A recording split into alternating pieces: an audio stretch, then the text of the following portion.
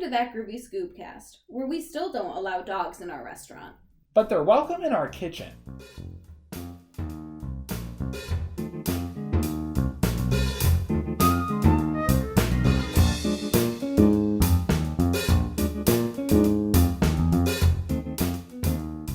Welcome to the go-to audio hub for all things Scooby-Doo. My name is Derek. And I'm Shannon. And today we're going to be reviewing 3 7-minute shorts from the second Scooby-Doo and Scrappy-Doo series, titled E2 Scoob, Soggy Bog Scooby, and Scooby Gumbo.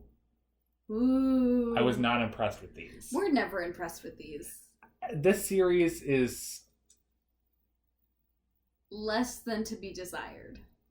much less than to be desired. Yeah. I'm never excited for this drop in quality with Scrappy-Doo because the first Scooby-Doo Scrappy-Doo series is actually pretty good. And then we get this, and every one of them just feels so much longer than 7 minutes. They do, and they're hard to talk about. Our notes are so minimal. Shannon's notes on this don't even take up a full page in our notebook. Yeah. No, you're never excited about them. I want to know what Hanna-Barbera was thinking when they came up with these, because we get, like Derek said, it's just such a big drop in quality. Right. Like, Scrappy's never the same size, there's really not even a mystery. Like, it's just almost like a 7-minute peek into their lives, and they're just fucking around. It's all they do is just fuck around It's exactly what you time. see in a 5-minute increment of like this is me going to the bank and going home. Yeah. Like, it's not anything you guys would want to listen to. And getting attacked by a swamp monster, you know. Casual things. Yeah, right. Your normal Saturday. Well, before we start actually talking about these episodes, we are going to kick off our Mystery Machine match, the weekly trivia competition where Shannon and I try to figure out which one of us knows Scooby-Doo better than the other. Currently, I am sitting with 6 points, and Shannon is sitting with 8, maintaining her lead after multiple episodes. Ooh-hoo-hoo. Let's see if she will continue to do so today. As always, Shannon, you can go first. What ship must Shaggy, Scooby-Doo, and Scrappy deliver to the Maltese mackerel? SS Buoyant or SS Sinker? Sinker? No. It was Buoyant? Yeah. Ah, darn. Okay, here's your first question. In the spooky fog, what is the name of the town where Don Knotts invites the group to spend the night in jail? Aprilberry or Juneberry? Juneberry? It is Juneberry. Oh, lucky guess. Yes or no? One of the titles considered for Scooby-Doo Where Are You was Who's Scared? Yes, that's true. Yeah, you're right. Your next question is also a yes or no. Yes or no? Joseph Barbera wrote the original Scooby-Doo theme song. No? You are correct. It was no. William Hanna actually did it. Oh. See, I didn't know that. That's actually news to me, too. That's cute. Yeah, both it was pretty could cool. have gotten it wrong or right. Yeah. It was a lucky guess for both of us. Okay, what's your last question? What type of animal does the gang ride while they're on the prehistoric level of Scooby-Doo in the cyber chase? Mastodons or woolly mammoths? Woolly mammoths. Correct. Well, here's your last question. Tour guide Mr. Sims appears in the episode A Tiki Scare is very near or no fair? No fair. It is no fair. That episode was no fair. Well, today we are finishing with me with 8 points and you finishing with 11. Oh. You got all 3 questions right today. That doesn't happen often. And I'm getting concerned because your lead is still maintained. And we have, like, whatever chocolate flavor Pizza on the way. Pizza, corn. Now after today, we have ingredients that are going to be going on this pizza. Oh, yeah. We'll be talking about that in, I think it's the... It might be the first one. one. Oh, it's the first one. Yeah, that's right. Well, you ready to get started on talking about these? Yeah. Okay. Well, our first episode today is E2 Scoob. The premise for this episode is coming from Scoobypedia. While in Italy, the gang stops for a pizza with pepperoni, anchovies, garlic, chocolate sauce, and whipped cream before they head over to the Colosseum ruins. But when they get there, they discover they are back in time and face an angry lion and gladiator. Sorry, no, they didn't travel back in time. We're pretty confident that the pepperoni that was on that pizza made them all experience group hypnosis. It's always group hypnosis. It is, and, no, they did not travel back in time. They definitely hallucinated all of that bullshit. Even to the point where, after the episode was over, they were like, yeah, we're not going to do pepperoni next time. Also, maybe just don't take pizza from, a shady street vendor. Also, the premise forgot to mention the onions that was also on that pizza. Oh, motherfuckers. Scoobypedia, get on that shit. How irresponsible. But also, thank you for letting us use your website for free for every single episode. Yeah. He's charging up the ass for everyone else.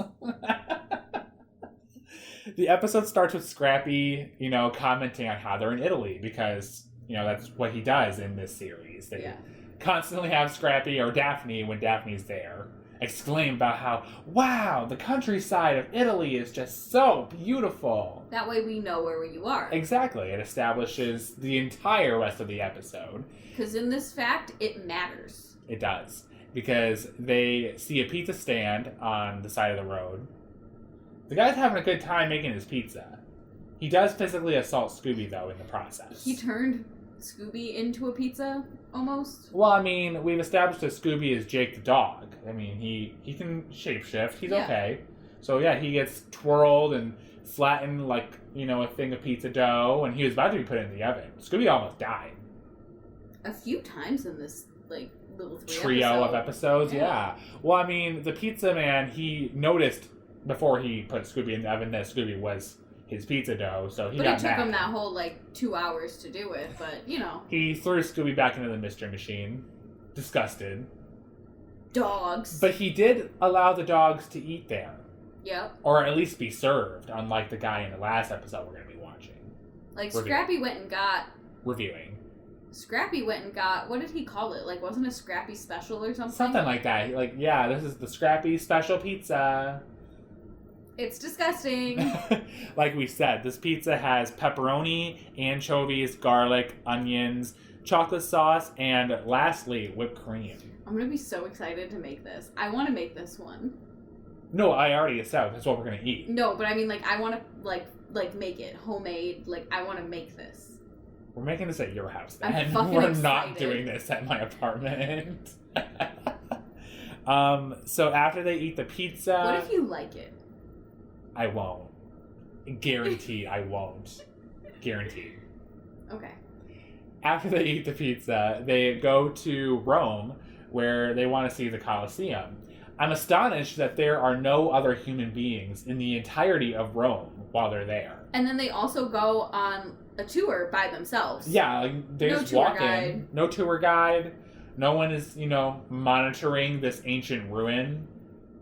But they're fine. Yeah. They walk in, and was it Scrappy that was just where are all the lions? Is that... Or was it Scooby? So they walked in, and they had, when they got into the Coliseum and all the people were there, and they were all just kind of bro, what the fuck is happening? And then Scrappy was like, well, this is bullshit. There's supposed to be lions. And then, in the emperor that's, up at the top, and he's just bring in the lion, and there's a lion. There's a lion. And I was laughing because... Then you see Scooby, Shaggy, and Scrappy, react to there being a lion. Scooby is just frozen. His, jaw dropped. He was just astonished. His whole life flashed before his eyes, and he was just what the fuck is happening? He was mortified. Yeah. As would I mean... Yeah, Relatable. If a lion came walking in, ready to attack, I'd be a little scared, too. But... Scrappy was fucking with it, too. He kept, pulling on his mane and pissing it off. Scrappy was just, relentless. These, specifically... All three, he was pretty consistent. All 3 episodes just pissing off whoever is trying to harm the 3 of them. He just doesn't care. The person could be walking away, and he's like, no, we're not done. Scooby and Shaggy pull off a gag where they pretend to be hairdressers, and, they're going to give the lion a manicure, and they put, one of those... hair washer dryer things on the lion's mane. Hair dryer, yeah. Yeah. And, it ruins his hair. Oh, Yeah. Like, he already looks tired and just exhausted from his day, and now he has to deal with this bullshit. His hair looks awful. And then Scrappy just appears underneath his apron and he says, "Boy, do you look awful." Fucking asshole. Same. The lion ultimately doesn't manage to, win in this fight. So the Emperor just dismisses the lion by pulling a trap door out of nowhere, and the lion just falls in it. Yeah.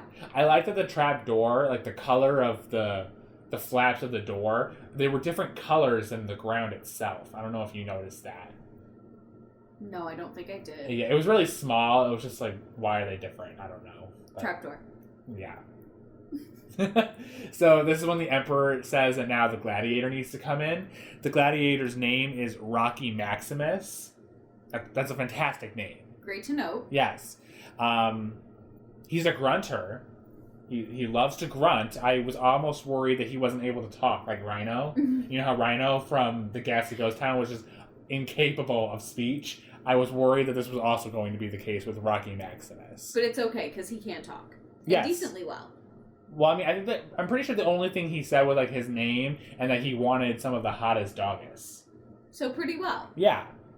When the gladiator comes out and, he startles the guys, they all run towards the exit, and Shaggy and Scrappy manage to get through the exit before like these bars come down on the door.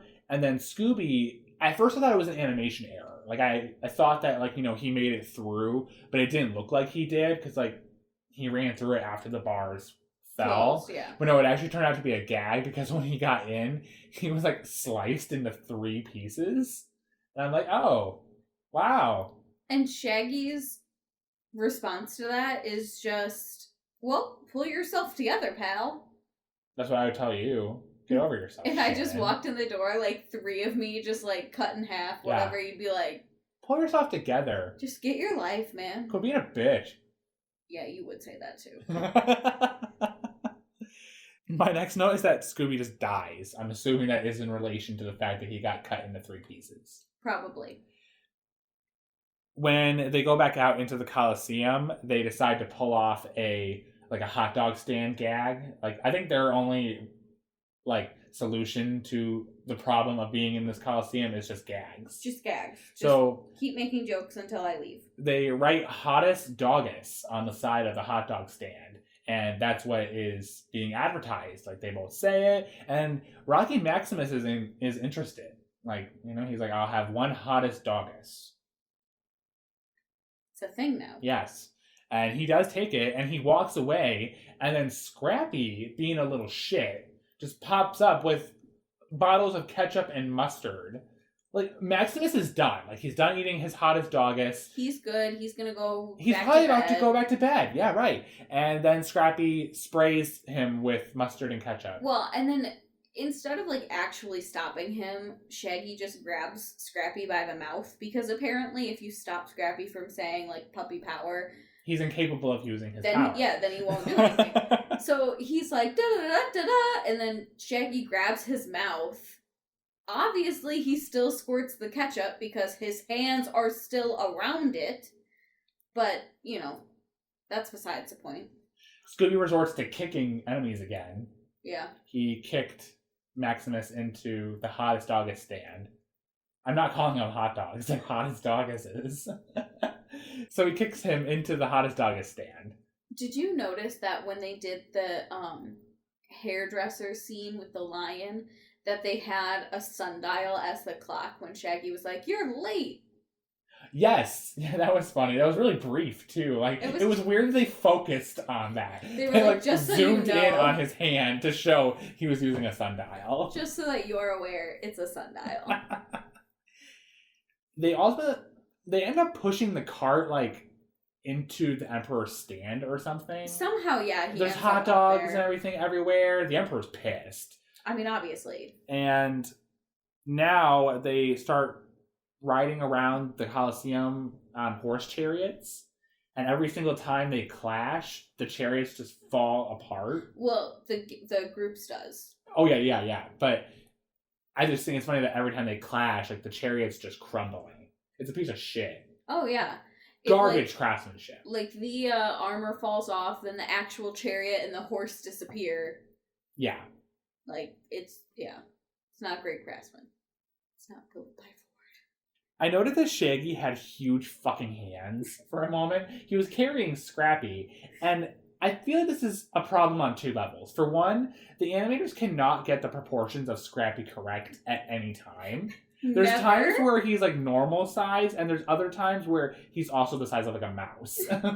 Like, they'll have him standing next to Shaggy, and he's like the size of Shaggy's foot. And then 2 minutes later, he's up to Shaggy's kneecap, and it's like, oh, what happened? Growth spurts. Glandular problems. But also like Shaggy's hands were fucking huge. Yeah. Like, both of them are really wonkily drawn today. Shaggy was holding Scrappy, and Scrappy was the size of his pinky. My last note for this episode is just that a lion appeared again from the trapdoor. He put on like a wig mane. Yeah. Which was pretty funny. And they run out of the door, and then they come back in for some reason. And everybody's gone. And everyone's gone, and the ruins have returned to their ruined state. And it was group hypnosis. Well, we're pretty sure, because then they hop back in the van and they're driving away, and I think it was Shaggy that said, well, next time we're not getting pepperoni on the pizza. So they must be attributing this whole experience to the pepperoni. I really was hoping that they were going to say mushrooms. Because, like, that would have been funny. Were there mushrooms on that pizza? No, but they very easily could have just named mushrooms, and there's your gag. I feel like that would have been shot down by the parents that were, like, monitoring all these cartoons back then. That's fair. I'm sure they brought it to the table. I think they can get away with hallucinogenic pepperoni as opposed to mushrooms.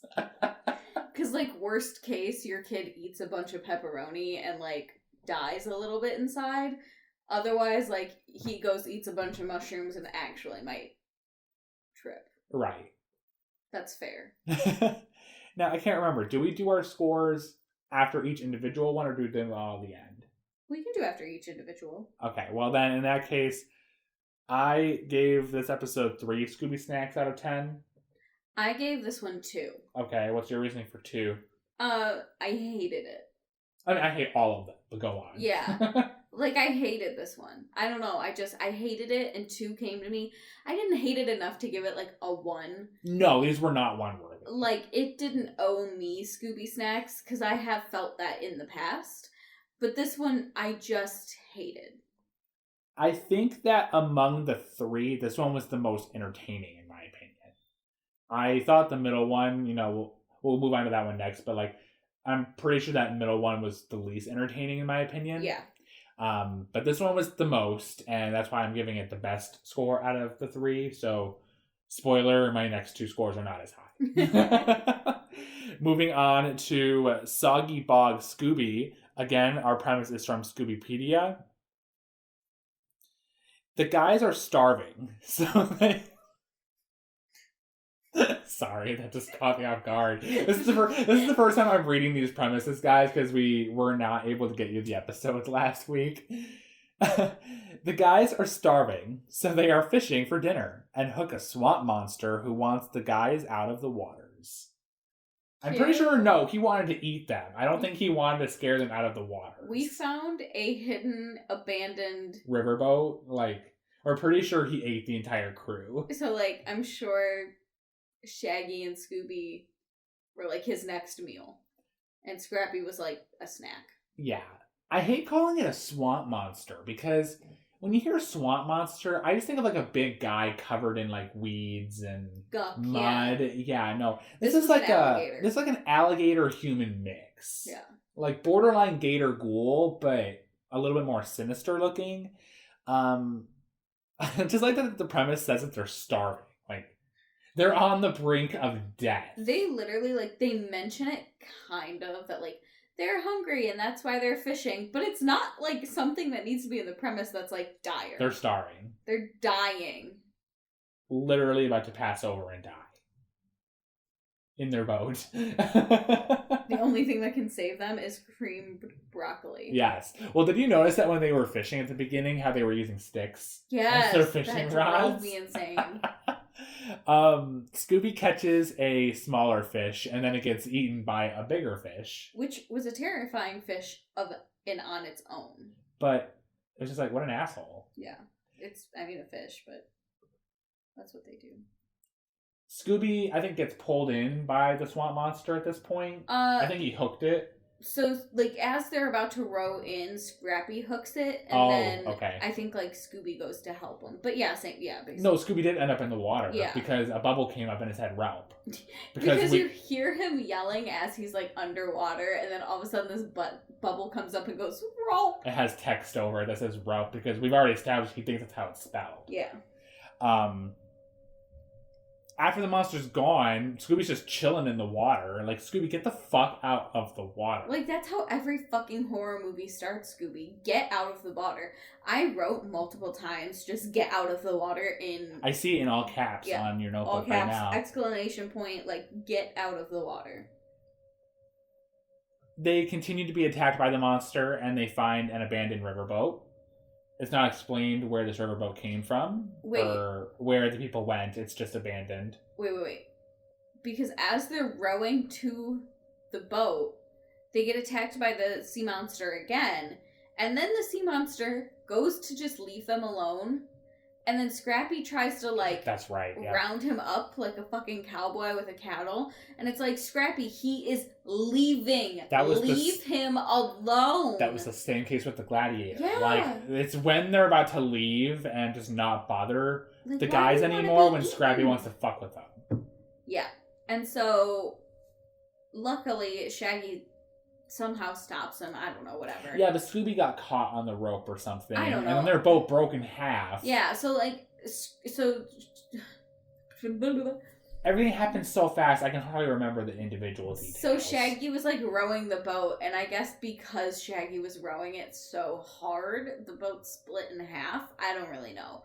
But everybody ended up in the water, and they're, again, all just chilling there. And I'm like, excuse me, get the fuck out of the water. Absolute best case scenario. The swamp monster leaves you alone, and now you just have that first big fish that ate the little fish. That thing still was like the size of Scrappy and had razor sharp teeth. Get the fuck out of the water. Once they're on this riverboat, they're, kind of looking around. They find the little kitchen area, and all they find in this kitchen is the creamed broccoli can. Scooby is not impressed. No. He doesn't like broccoli. Evidently. But he does take the can and he finds the river monster, the swamp monster. He's hiding behind a wall in like a door, like, the monsters do in Scooby-Doo. Yeah. And he opens his mouth and Scooby uses his teeth as a can opener. And he says, thank you. And the monster does respond with a gurgle sound.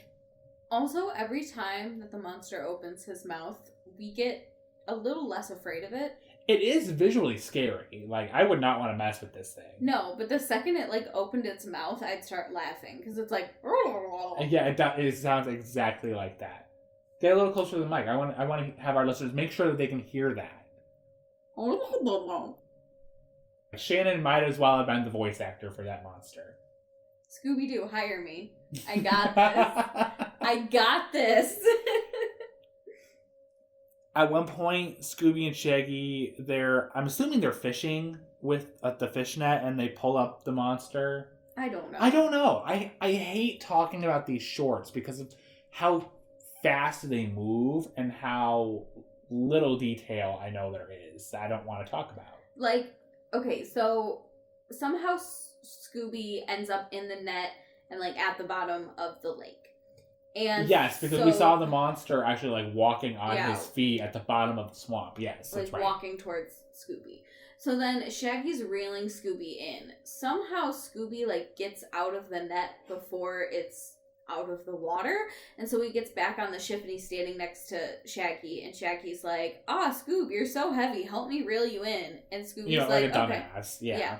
And Scooby's like, yeah, okay. So they start reeling in whatever is heavy. And suddenly Scrappy comes out of nowhere and is like, hey, Uncle Scoob, look out, the swamp monster's right there, because that's what they had been reeling up. The whole thing was just, and literally, that whole thing took like 2 seconds. Like, it wasn't, it took so much longer for me to explain it than it did for it to happen on the screen. And that, like, they're just stressful to watch. I don't know what exactly prompted this, but I wrote down a quote from Scrappy where he said, "Put him up, you rotten old river rat." I'm going to start calling people that now. A rotten old river rat? Yeah, the next time my boss, like, gives me shit. Say that 10 times fast. A rotten old river rat. Rotten old river rat. Rotten old river rat. Rotten old river rat. Yep, I'm struggling. Yeah. Found the new tongue twister. Yeah. My next note was just that I hate how the monster sounded because, again, it detracts from the horror every time. Yeah. It opens its mouth. There was a moment when the 3 guys are inside, I'm assuming it's like a ballroom on the riverboat, and they're all disguised. Shaggy and Scrappy, I think, are like musicians, and Scooby is this like flattering old-timey Southern woman. And like they're supposed to be doing something, and that's like... They're singing. I think they're singing. Yeah, but that's like the gag for them to get out of the thing with the crocodile man. Yes. And so... Didn't like Scooby get wrapped up in a net with the monster? So the crocodile man kind of starts to leave, but he's still like right there. Like you don't really know what's going on. And of course, Scrappy being Scrappy has to, again, round him up like a cattle. But when he throws it, it wraps Scooby and the crocodile man like together. And so then everybody's like, oh my god. And the crocodile's like not doing anything. He's got his nose up to Scooby's face and like is just staring at him. Just chilling. Don't really know what's going on. At one point after this, Shaggy and Scooby are running on the back like motor wheel of the boat, and the monster follows them, and now they're all running on it. But the monster no longer looks like he's running after Shaggy and Scooby. He's also just trying to stay afloat. He's just trying to survive. Despite the water being his home. Yeah.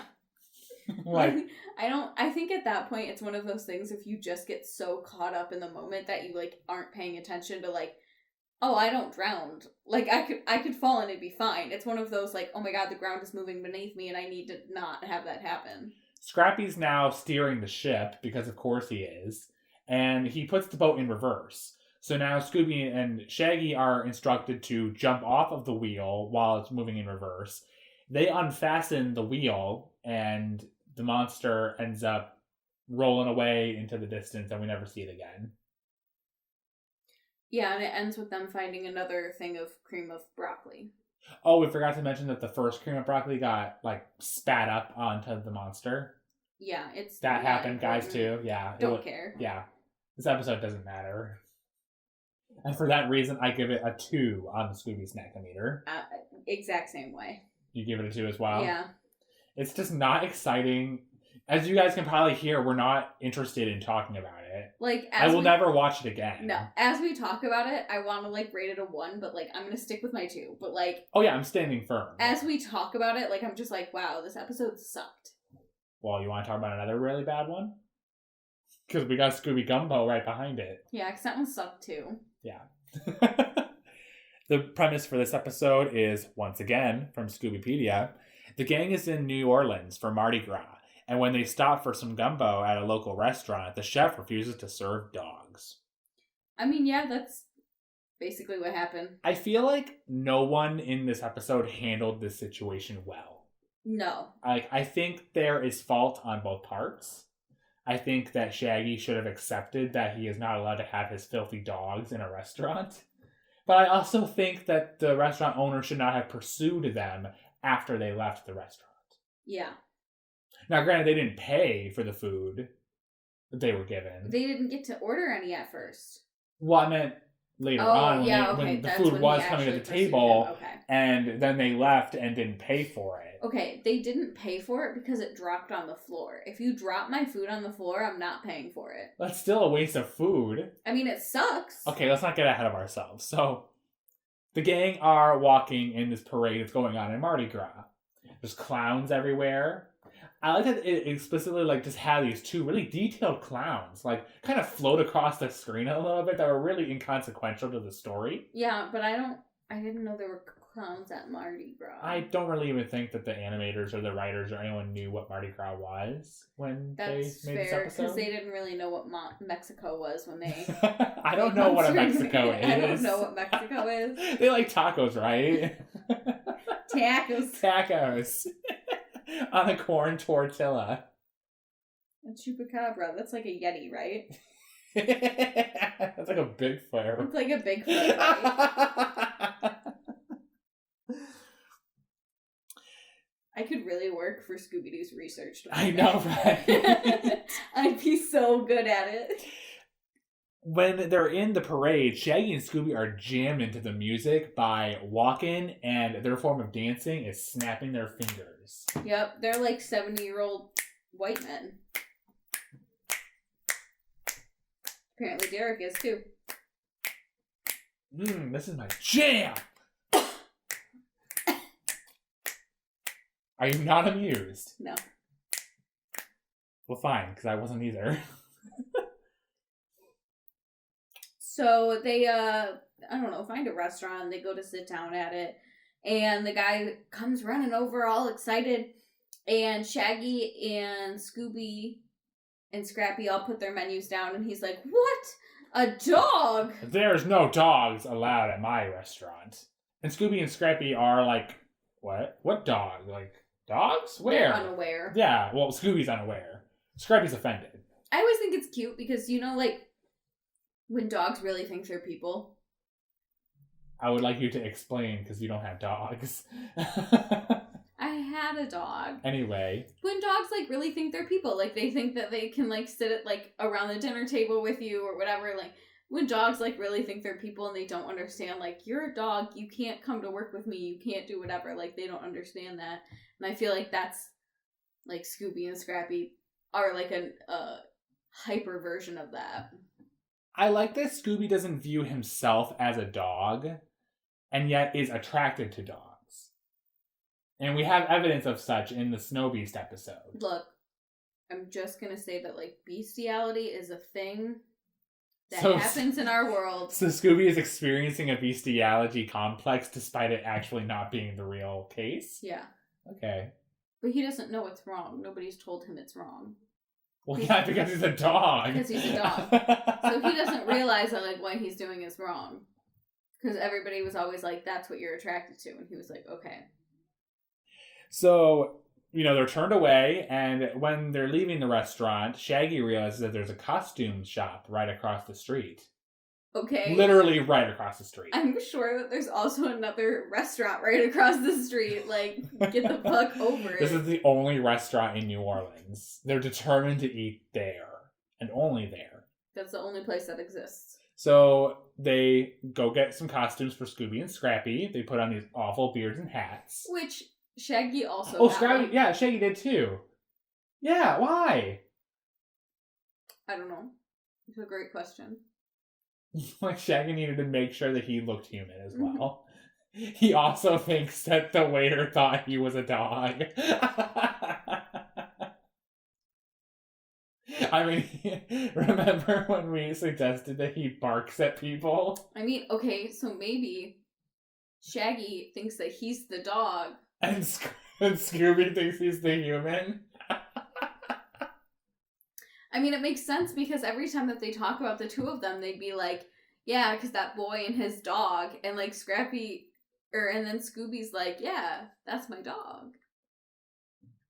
And now that I'm thinking about it, remember at the end of Ghastly Ghost Town how the police officer was talking to Scooby and saying, Scooby, you and your partner. Mm-hmm. So yeah, they got their roles mixed up. They don't know. Here. And nobody can tell them hey, just to let you know, you're a dog. By the way. It's not bestiality because you're also a beast. And then there's just Shaggy who thinks he's a dog. He's just a dog that humps other people. And so nobody thinks that's wrong because it's people on people. And they have to be Shaggy, this is really messed you can up. actually impregnate somebody by doing that. Maybe you should stop. I did not think that this conversation was going to go in this direction when we were taking our notes on this I don't know why episode. you didn't think that, I didn't think about this at all. Of course you were. My notes for this episode consist of 4 lines. Yeah, you only wrote like 4 things about this episode. And 2 of them are quotes, so I had a lot of time to think. Well, they do end up getting service from this waiter in their disguises. And when they get their orders in, because they ordered shrimp creole, when the waiter is gone, Scrappy goes up to this deep sea diver animatronic thing that's outside the building for reasons. Like entertainment, but what entertainment is it? I don't get it. I mean, I realize that this restaurant is a seafood restaurant and like... You could have a diver, yeah, okay. But why does it need to be like an animatronic? Because it looks like it's ready to fight him. Yeah. When Scrappy puts the quarter in the machine. And Scrappy's fucking ready to go. He hops on him like about to fight him. Like even if the diver did not like put any kind of confrontation or, you know, threat ahead of itself, like Scrappy still would have wanted to fight it. Oh yeah. But Scrappy ends up like twisting its head off and the head flies over to, I think it was Scooby. Yeah. Yeah, that's right, because we were worried that it was going to pull off Scooby's costume when the waiter came back. Don't worry, that's not what happens. Right. Actually, what happens is Shaggy gets the helmet off. It flies into the air, because of course it does. And lands from Scooby's head onto the waiter's head, yes. Or the chef, waiter. Owner. He's everything. He's a one-man show. I was going to say, he's a one-man show. It does land on the chef's head, and he drops the food, and he's pissed. And he's like, someone's gonna pay for this. And then... As if there's other people at the restaurant that he could accuse. But how was it blown that they were dogs? I feel like Scrappy fucked it up somehow. Probably. I'm confident he like took off his beard. You know what I something. think happened? I think when they all ran away, they left their beards on the table. No, I'm determined that they confronted happened him and that? took off the costume. Yeah. Probably. I don't. It was revealed somehow. So they all bolt. Yes, they go and hide in the parade. In the parade. On a really cool float. Yes, this float had like a full-on pool. There were women in it. I noted that Scrappy There were women in it. I noted that Scrappy was also disguised as a woman, and he was like on a diving board. And I wrote a quote from the chef. When he sees Scrappy, he says because he's like, "Oh wow, there's a float," and then he says that last one's a real dog, and like puts 2 and 2 together. But I'm just like, that was kind of rude. Like, imagine if that lady was really like an actual person. Yeah, imagine if it wasn't Scrappy and it was really a lady, and he really like ran up and was just like, "You're a dog." I would go home and cry. He starts to harass the entire like float, trying to get all 3 of them because he's just on a mission. I'm assuming just to get them to pay for the meal. Like, is that what he wants? I think he's just pissed because they lied. I don't really know. Like, it's not really about getting payment for the food. I mean, I don't think it's cool that they left and didn't pay for their food. I mean, here's my thing with that. Is if a waiter drops my food on the ground, you're gonna replace it. Like I'm not gonna, right. Yeah, I'm not gonna pay for that. I'm not gonna pay for both of them. Even if you caused it, which they did, I don't really think that they would hold you responsible. No, still. you can't. And like as shitty as that is for restaurants, that like if you purposely trip your waiter and they drop all your food, like it comes out at some restaurants it comes out of the waiter's pay, and maybe that's why he was so pissed. But he's also like the owner. Yeah, like I'm sure he can just overlook it. Be like, it's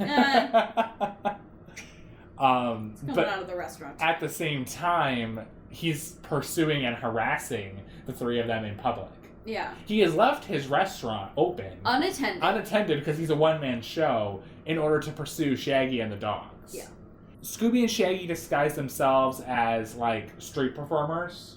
You know, they're like playing some music. Yeah. And they have like a donation bucket. Scrappy's in the donation bucket, and after the chef walks past them, not suspecting a thing, Scrappy's trying to, hop up out of the bucket to go puppy power. He like pops up and goes da da da da da da, and then Shaggy. I think it was Scooby. No, Scooby first stuffed him back in there. And then he pops up again and goes da da da da da, and then they stuff him back in. I think Shaggy put his foot on it. Yeah, he was like, steps on Scrappy. Steps on him.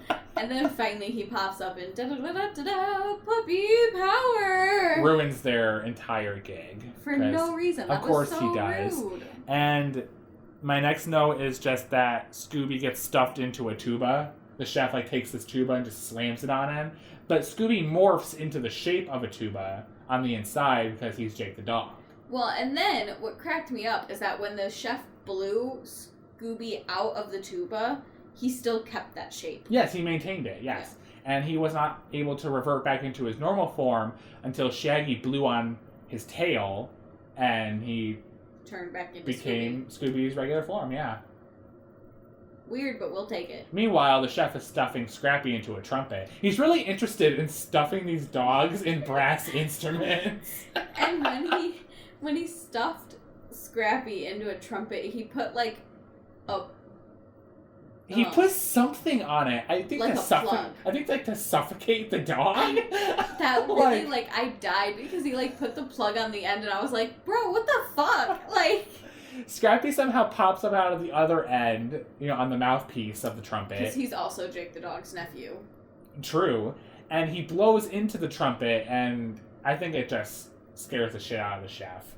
All three of them bolt, and they go to hide in this building, and it turns out that they're in the chef's restaurant. Yeah. He comes in, and he's like, you're in my kitchen now. Yeah, well, because they're like, oh, finally, we're safe. And he's like, yeah, in my kitchen. Right.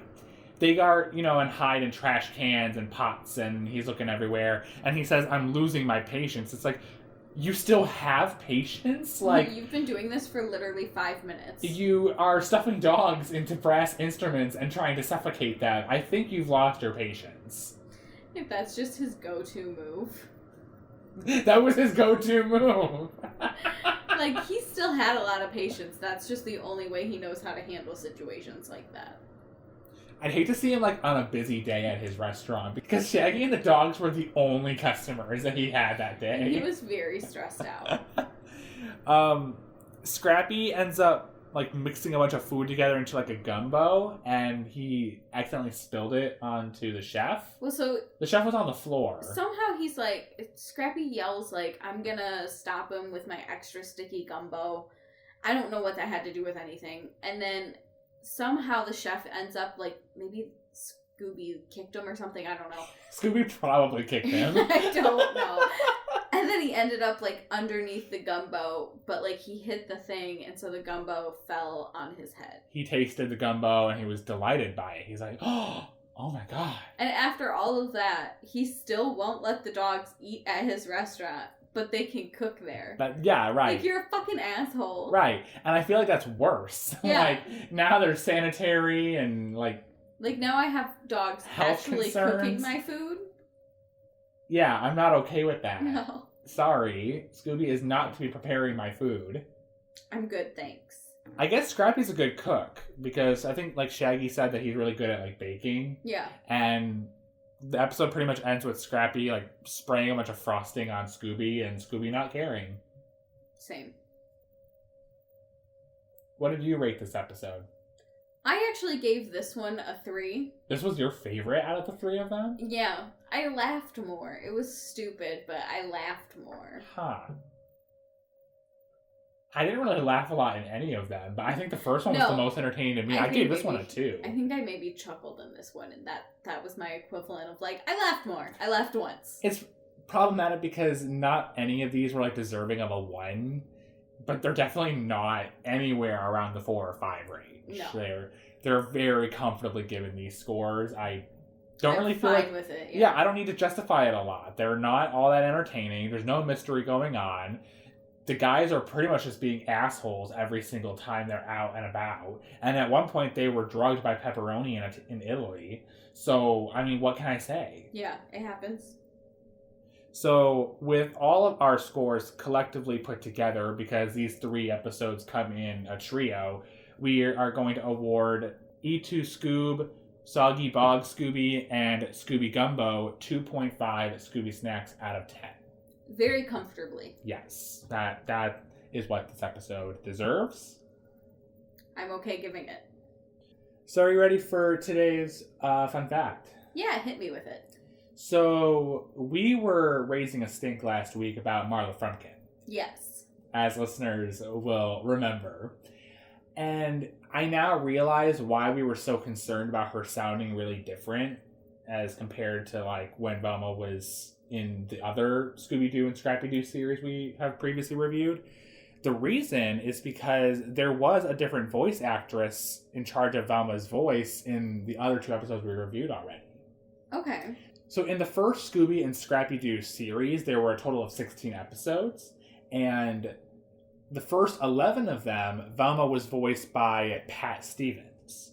But from this documentary that I watched about Scrappy-Doo and his role in the overall franchise, it is stated that Pat Stevens fell ill, so she was unable to finish voicing Velma that season. Okay. And that's when Marla Frumpkin hopped in and voiced Velma for the remaining 5 episodes.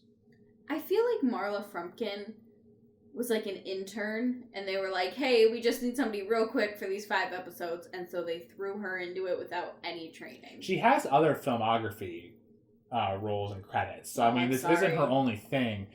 But I just think she's better at those. I do too, because she definitely does not do a good Velma, and now we know why she ended up in this role and why it just staggered us when we heard Velma talking. It's like, This is not what we have heard before. And especially like with something like Scooby-Doo, where for the most part you have the same voice actor over and over and over again throughout seasons, throughout years, throughout everything. And so when they get a new person, it's extremely noticeable. But at the same time, she's not going to really be around all that much because the following series, Velma was written out of the show. Yeah. And she wouldn't return until random appearances in the new Scooby-Doo and Scrappy-Doo show. I only think she appears maybe once or twice in that series as a guest star, not even a regular character. Yeah. So I just thought it was an interesting fun fact for the listeners and us to know, because we were really baffled by what Velma sounded like last week. I'm looking forward to the rest of them. The rest of the Marla Frumpkin episodes? Yep. Oh, okay. Just can't wait. I'm not. I can very comfortably say that I never want to hear her again. And I feel really bad. Like, I'm sure she's a nice girl. I'm sure she does, like, a good job with the rest of the acting stuff she does. I hope so. But, like, you're not Velma. You're not Velma. Sorry. Sorry, not sorry. So, next week we'll be moving on to the new Scooby and Scrappy-Doo show. Shannon, are you ready to hit the randomizer for what we'll be watching? Yeah. Okay.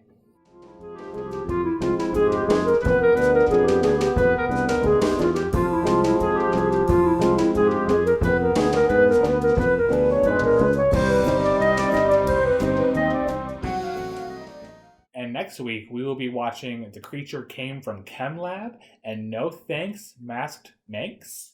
Manx? Manx? Manx? The premises for these 2 episodes are coming from Scoobypedia, and my gosh, they're long. For The Creature Came from Chem Lab, the kids head to Hillside High to help Daphne's cousin Jennifer out. It seems that a creature from the chemistry lab has been scaring off students and forced the school to cancel its dance. Does it have something to do with Professor Manson, who believes kids should do schoolwork and have no fun, or someone else? Okay, so now we know who did it. Are you shitting me? I really fucking hope that it is him. The other premise is for No Thanks, Masked Manx, also from Scoobypedia. The gang goes to Blake Manor for a vacation and gets there in time for the costume party where Mr. Blake will be auctioning off a valuable stamp worth millions. But there is a cat burglar, the Masked Manx, on the loose, who leaves an ace of spades in the place of every item he steals. Can the kids stop him and save the stamp? I like that both of these surround Daphne's life. And I also like that both of them end with a question that I'm not prepared to answer yet. Do I really care? No. I don't. So in Scooby-Dooby news, I have a few updates for the Scooby-Doo collectors out there. The other night, I actually discovered that Hot Topic has a variety of really cool Scooby Natural merchandise available that you can't actually find when you type in Scooby-Doo in the search slot, you actually have to type in Scooby Natural. Fun. Isn't that weird? It's annoying, but Like, I get it. I mean, I get why it's happening, but it's just annoying that I didn't see this sooner because I would have bought all of these things sooner. But I saw 5 t-shirts that I was really interested in myself. And there's also a really cool pair of Scooby Natural pajama bottoms and a really nice bag that I think some ladies will really enjoy. I'm definitely getting the sweatpants because I'm a connoisseur of sweatpants. They feature the Mystery Machine and Baby. So, which one day I'm going to own Baby. Yeah. I also picked up a couple new Hot Topic items, and something that I noticed on the Hot Topic website was a re-release of the Scooby-Doo Clue board game. And the really cool thing is that it features the 50th anniversary logo on it. Can we play it? I already have it on the way in the mail. Yay. I love Clue. I have an opened version that we'll play, so we can keep this one closed, but fair. We'll play it. Okay. This is another reminder that Scooby Apocalypse is going to be ending in April for the comic book fans.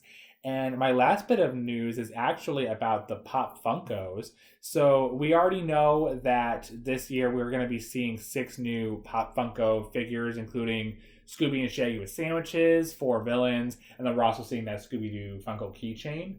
But there's also a Scooby-Doo Pop Town figurine. It's going to be Scooby-Doo. It looks like he's like standing on all 4s in the concept art next to a little haunted mansion. I think it's adorable. I do too. I already have it pre-ordered. There you go. Can't wait.